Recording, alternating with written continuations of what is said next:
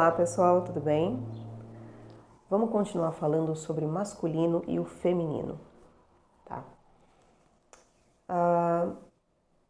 No vídeo passado eu falei que o masculino e o feminino hoje em dia eles estão desequilibrados, né? O masculino está muito mais forte do que o feminino, que não quer dizer que ele está fortalecido.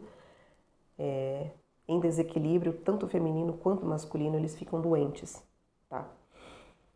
Mesmo um estando na submissão e o outro no domínio, não quer dizer que quem está dominando está bem, tá?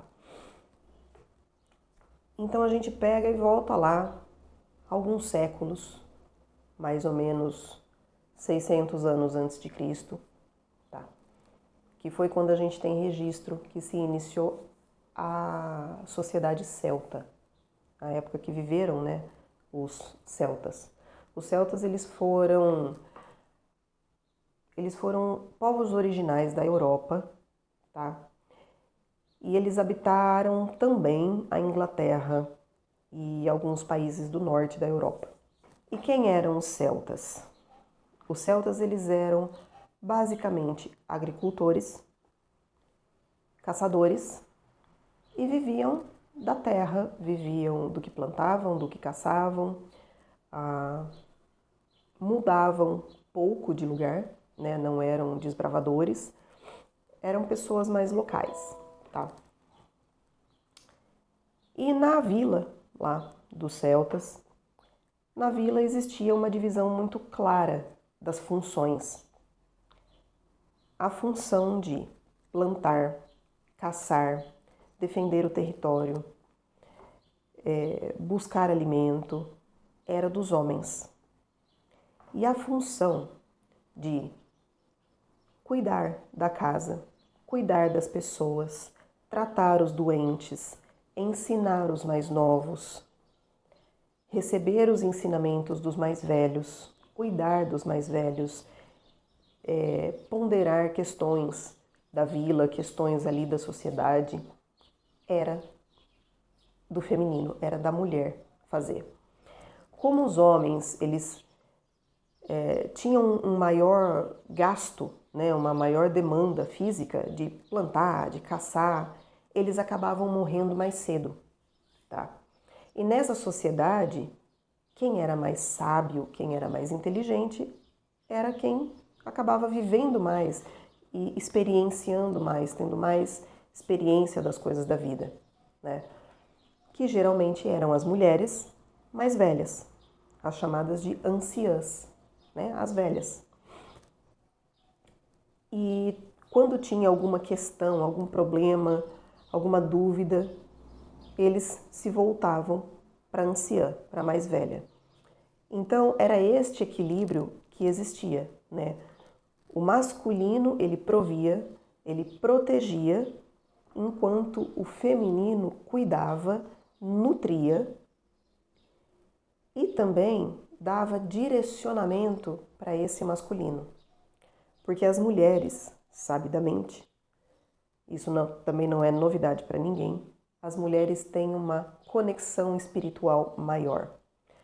As mulheres têm uma conexão com o mundo interno mais fácil, né? Tem uma conexão espiritual com o todo e com os outros, muito mais fácil do que o masculino. Não quer dizer que não exista no masculino, tá, gente? Mas o feminino, ele é mais sagrado. É a mulher que dá a luz, é a mulher que gesta, é a mulher que tem esse potencial de conexão, de intuição. Nessa época, os homens, eles recorriam às suas mulheres para ter direcionamento, para buscar essa intuição da mulher. E a mulher falava, começavam a conversar uma com a outra, eu sonhei com isso, eu tô tendo uma intuição desse tipo, eu fui lá na floresta e a floresta me falou que esse ano tem que plantar batata em fevereiro.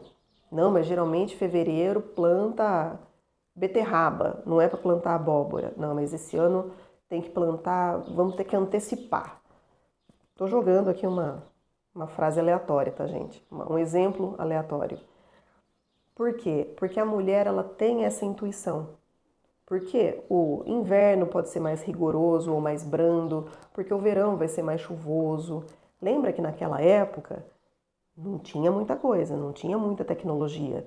Eles eram totalmente ligados à natureza, ao clima, não existia irrigação. A chuva que molhava a plantação era a chuva que Deus mandava e ponto. Malemar dava lá para pegar um balde d'água e regar uma hortinha, mas não uma plantação inteira. Então eles dependiam muito da natureza.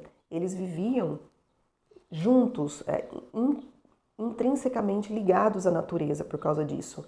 Então essa observação da natureza era muito refinada. Tá?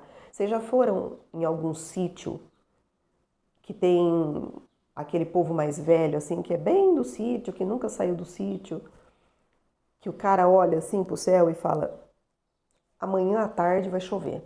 O céu tá limpinho, tá azul, aquele sol de rachar. O sitiante olha e fala: amanhã à tarde chove. Aí você fala: mas como? Não é o cheiro. Aí você fala: mas não tem cheiro de chuva? Não, mas vai chover.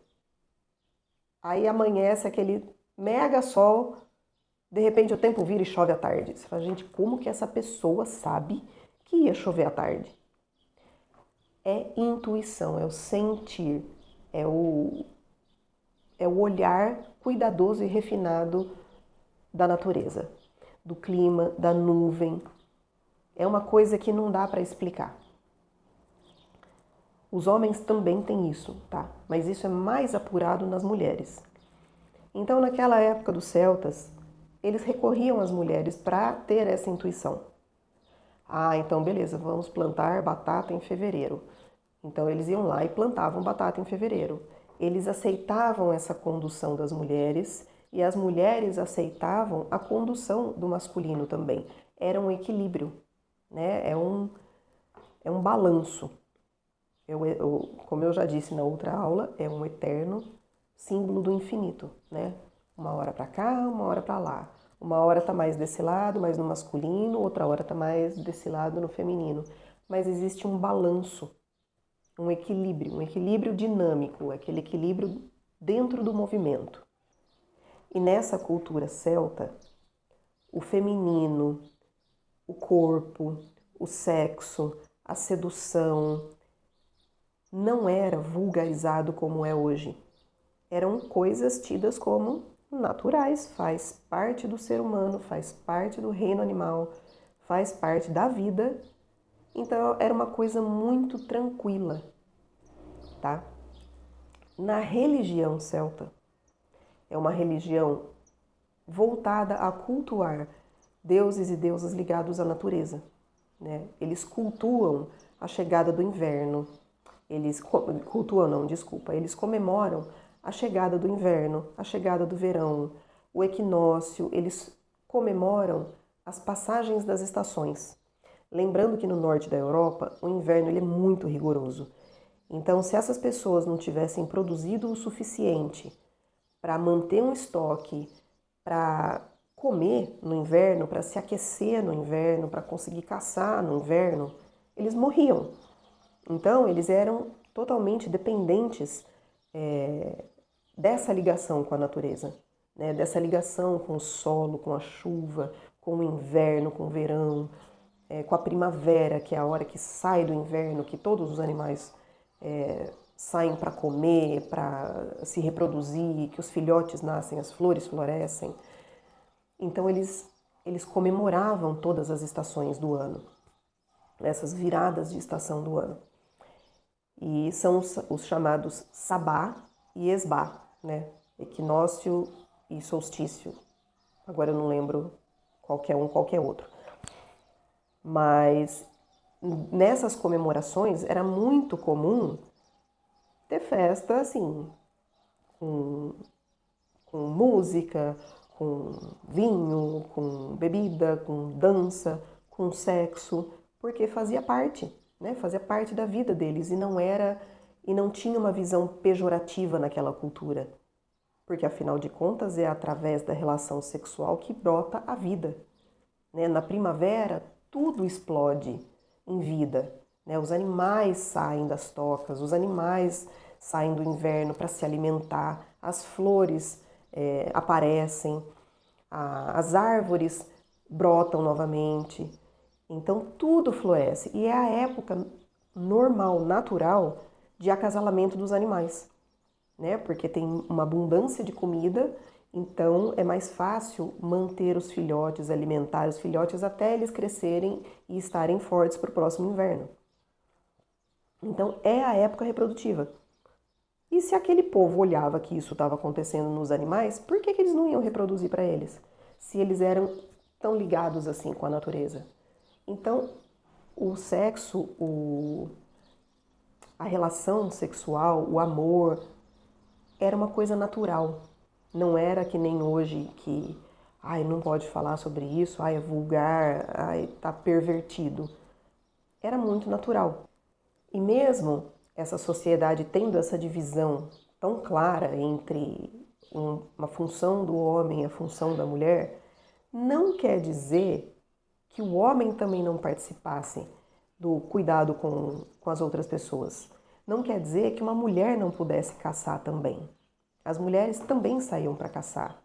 As mulheres também saíam para coletar frutas e ervas na mata.